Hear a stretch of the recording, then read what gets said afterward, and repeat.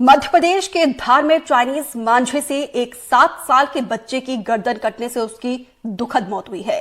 मध्य प्रदेश में चाइनीज मांझा बैन है तो सवाल ये उठता है कि आखिर अगर चाइनीज मांझा बैन है तो यहां पर ये फिर कैसे लोगों तक पहुंच रहा है?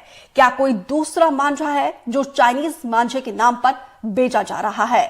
दावा किया जा रहा है कि चाइनीज मांझे से भी ज्यादा तेज है। हमारे सहयोगी इजहार हसन खान की ये रिपोर्ट देखिए।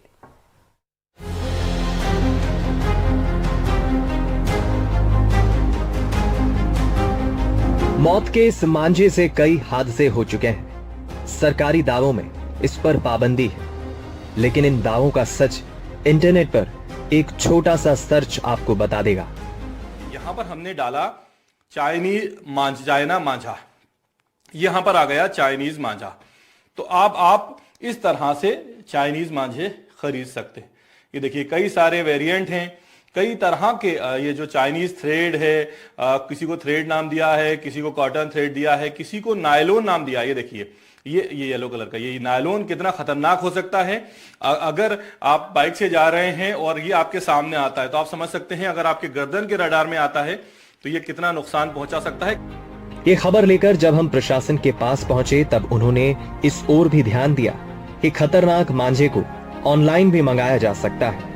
अब पत्र लिखकर प्रशासन ऑनलाइन बिक्री पर बैन लगवाने की बात कह रहा है।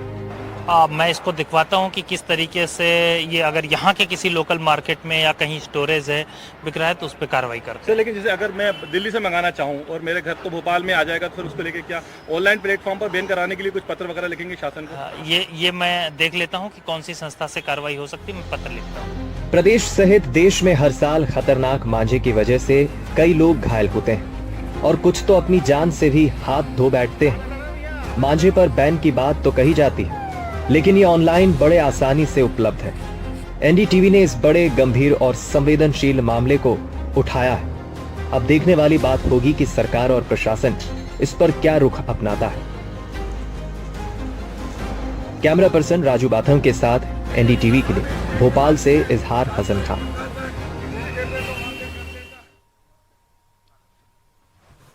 क्योंकि देखिए फेस्टिव सीजन का आगाज हो चुका है, चारों तरफ खुशियां हैं, लेकिन जब ऐसी तस्वीरें निकलकर सामने आती हैं तो जाहिर सी बात है सवाल बहुत सारे खड़े उठते हैं।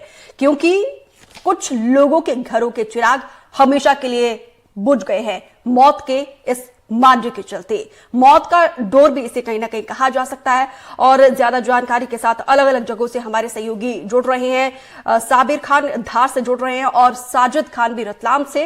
सबसे पहले साबिर में आपका रुख करती हूं, क्योंकि देखिए जब ये दुखद खबर आती है किसी के घरों का चिराग बुझ जाता है तो जाहिर सी बात है जो तस्वीर निकलकर सामने आती है बहुत सारे सवाल खड़े उठते हैं। सवाल सिस्टम पर, शासन प्रशासन पर भी, क्योंकि जब बैन है तो आखिर कहां से पहुंच रहा है ये चाइनीज मांझा? बिल्कुल दीपिका, मैं आपको बता दूं कि ये पूरी तरह से प्रतिबंधित धागा है, चाइना धागा है, नायलॉन डोर है। ये प्रतिबंधित होने के बाद भी हर वर्ष इस पर कार्रवाई होती है, हर वर्ष कहीं ना कहीं छापेमार कार्रवाई की जाती है, लेकिन उसके बावजूद ये बदस्तूर बिकता चला आ रहा है और अभी भी बिक रहा है। कहीं खुलेआम बिकता है, लेकिन जब छापेमार की कार्रवाई होती है और खबर चलती है किस तरह की कार्रवाई चल रही है तब ये चोरी छुपके बिकने लगता है। कई बार तो ये फोन पे इसकी डील होती है, कई बार ऑनलाइन मिला जाता है, हर फोन सेवा कर दी जाती है। और जब प्रशासन की टीम जब छापेमार कार्रवाई करती है तो उनके हाथ खाली लगते हैं और व्यापारी जो है कुछ थोड़े से फायदे के लिए, थोड़े पैसों के लिए भी मौत के धागे का सौदा करते हैं। वहीं जो पतंग के जो प्रेमी है, पतंग उड़ाने के शौकीन है, वो भी एक अपनी झूठी शान के लिए, झूठी जीत के लिए, कुछ देर की खुशी के लिए पशु पक्षी लेकर के किसी के मानव जीवन की से खेलने से भी बाज नहीं आते। जागरूकता की भी कमी सभी अपनी तरफ से जागरूकता करते रहते हैं, लेकिन उसके बावजूद भी और भी ज्यादा जागरूकता की जरूरत है कि अगर इसकी डिमांड नहीं रहेगी तो व्यापारी भी इसको बेचने से बचेंगे। इसके आयात निर्यात और इस पर भी बैन लगना चाहिए, क्योंकि इस पर प्रतिबंधित ही है। तो इसका कहीं भी बड़े स्तर पर आयात निर्यात अगर नहीं होगा तो छोटे व्यापारी भी नहीं बेच पाएंगे और ग्राहक भी इसकी डिमांड नहीं करेंगे। जबकि देसी धागों की जो है, जो पहले पुराने समय से जो है परंपरागत चले आ रहे हैं, पहले भी पतंगे उड़ा करती थी, पहले भी ये सब फेस्टिवल जो है एक आजादी और एक पॉजिटिव के रूप में जो है बनाया जाता था। लेकिन जब से चाइना धागे और लाइनों की डोर जो आ गई है, तब से हमेशा खबर सुनने में आती है कि कोई गंभीर घायल हो गया तो कहीं किसी की मौत होगी, और अक्सर ऐसे में वो बेकसूर लोग जिनका कोई कसूर नहीं रहता है, ना ही वो पतंग उड़ाने में कहीं व्यस्त रहते हैं, ना ही वो धागे का इस्तेमाल करते हैं, फिर भी चपेट में आकर के मासूम बच्चे, नौजवान और बुजुर्ग चपेट में आकर के घायल हो जाते हैं और यहाँ तक कि उनकी मौत भी हो जाती है। साबिर, और भी सहयोगी हमारे साथ जुड़े हुए हैं, लेकिन उससे पहले मैं आपसे एक और सवाल ही जानना चाहूंगी, क्योंकि देखिए जो ये हादसे हुए हैं इसके बाद क्या प्रशासन ने सबक लिया है?